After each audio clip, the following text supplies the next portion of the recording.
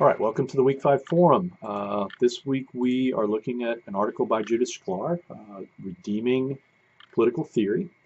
This is, again, just sort of an exemplar of what modern political theorists do and how they go about doing it.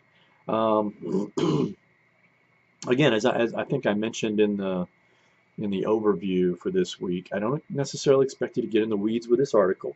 I do expect you to understand sort of the broad argument that Shklar is making.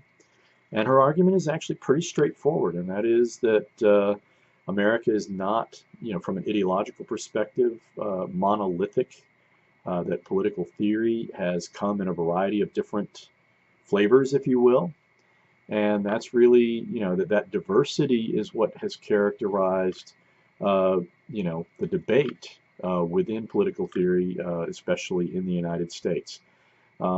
She's basically saying that if political theory reflects the ideas of a people, it can't be monolithic. And if it is monolithic, it's not particularly reflective of the beliefs and the needs of the people that it's supposed to be, trying to characterize. I like this one quote that she says, "All the social sciences are submerged biographies of the silent majority of humanity."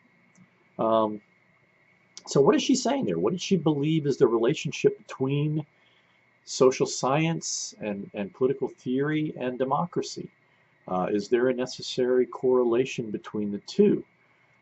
Can one be a social scientist and an opponent of democracy? And I think that there's clearly an answer to that. She's basically saying from the beginning, there were really three very distinctive approaches to political science in America, and they were all prophetic in nature. What did she mean by that? She's basically referencing Jefferson, Madison, and Hamilton. Um, and there are a lot of different things that that kind of highlight from within each thinker. Then she goes on and she basically says that the Civil War didn't end our argument. I think in the overview I noted, saying that Shklar is saying that there were two parallel experiments taking place, one with, more or less Republican government and one with more or less authoritarian government, the North and the South. Uh, what do you think about her argument that, in a way, the South won the war of ideas?